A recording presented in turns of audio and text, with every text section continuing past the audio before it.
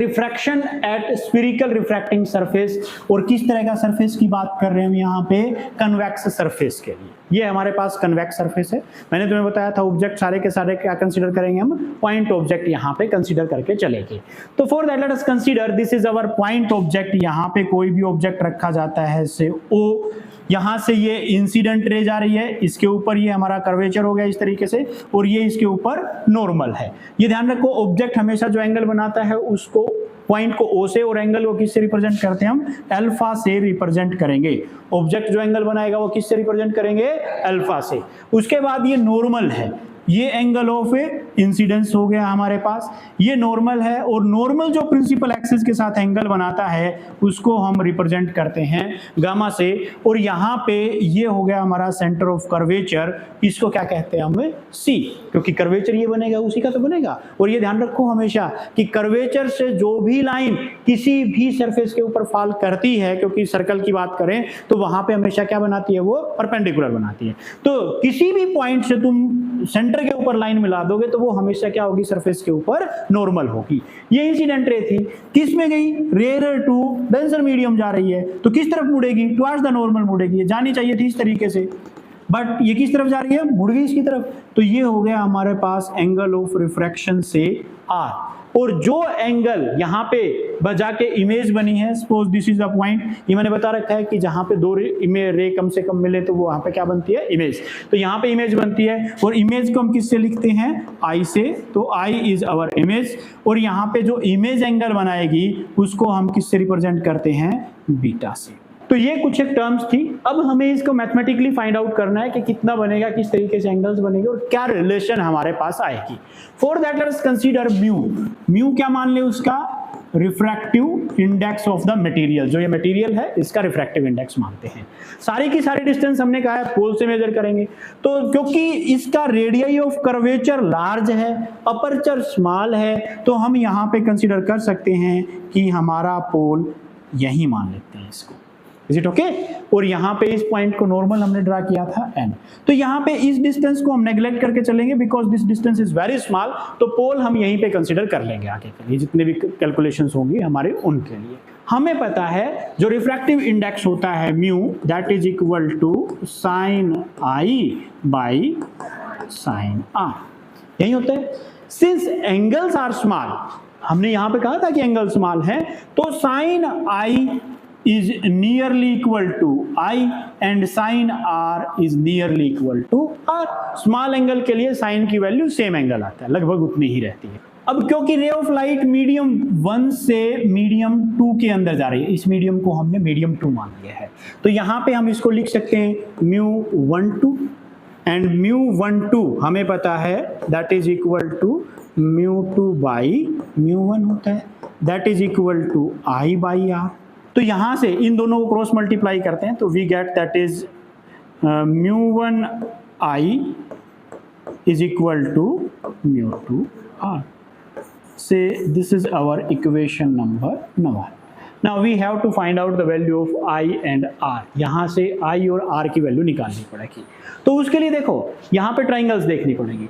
अगर ट्राइंगल्स की बात करें तो देखो ये ट्राइंगल देखो, एंगल आई ये है, ये ध्यान रखो, sum of interior angle is equal to exterior angle.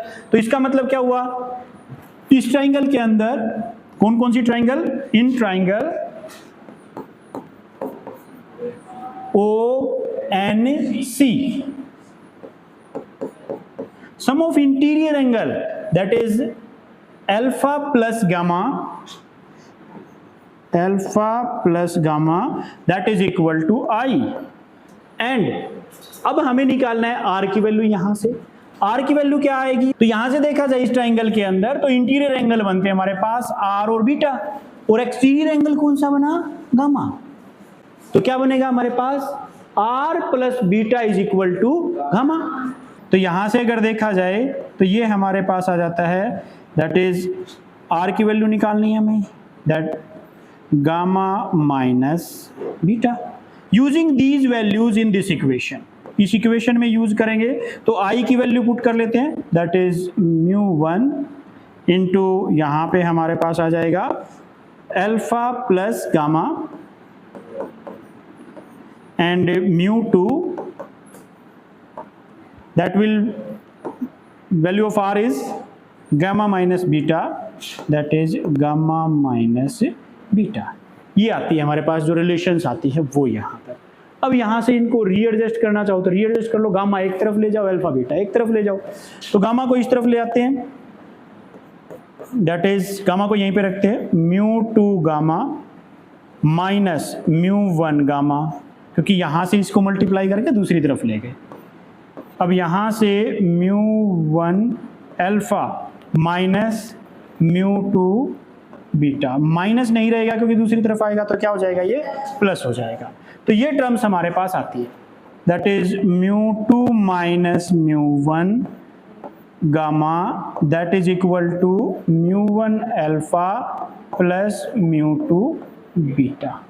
अब गामा अल्फा बीटा इनकी वैल्यू निकालनी है हमें इन ट्राइंगल्स की हेल्प से. तो सबसे पहले यहाँ पे निकालते हैं हम अल्फा की वैल्यू. अल्फा क्या होगा, अगर इस ट्राइंगल में देखा जाए OPN, आर्क बाई रेडियस ले सकते हैं हम क्योंकि स्मॉल है, या फिर दूसरा मेथड होता है tangent alpha is equal to NP divided by OP, same thing आनी है यहाँ पे. तो इस तरीके से यहाँ पे हम कह सकते हैं alpha is equal to NP upon OP. इसी तरीके से beta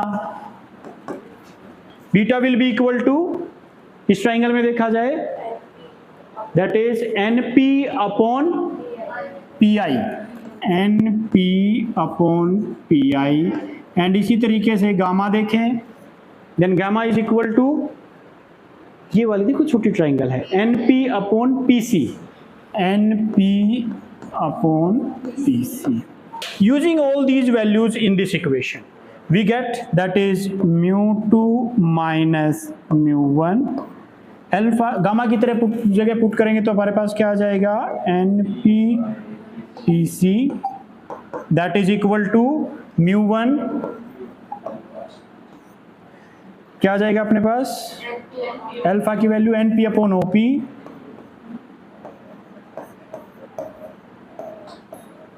plus mu two NP upon PI, NP upon PI. ये चीजें आती है. यहां से सोल्व करते हैं थोड़ा सा. Mu two minus mu one, NP through out cancel हो जाएगा, हमारे पास बचा 1 बाई PC. PC क्या है, सेंटर ऑफ कर्वेचर के डिस्टेंस है, यानी कि रेडियस ऑफ कर्वेचर. ये क्या थी अपने पास 1 बाई R, क्योंकि PC की बात करें तो 1 by R, that is equal to mu one, NP cancel हो गया था, अपने पास सिर्फ OP बचा है 1 by U plus mu two NP upon PI, NP cancel हो गया, PI is image distance that is 1 by V. हमारे पास क्या बनी term, mu two minus mu one, 1 by R is equal to 1 by mu one by U plus mu two by V. अब इसमें sign conventions की बात करें तो इस डायरेक्शन की सारी डिस्टेंस क्या है, पॉजिटिव, यानी कि radius of curvature and these are positive. और ये वाली डिस्टेंस क्या हो जाएगी, नेगेटिव, यानी object distance we should take negative. तो यहाँ पे क्या आ जाएगा, that is sign convention use करें तो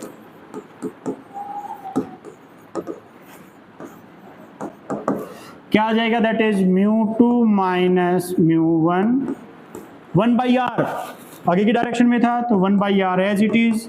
अगेन ऑब्जेक्ट डिस्टेंस पीछे की तरफ थी तो minus mu one by U and plus mu two by V. इसको और अच्छे से लिखना चाहें तो हम लिख सकते हैं mu two by V and minus mu one by U.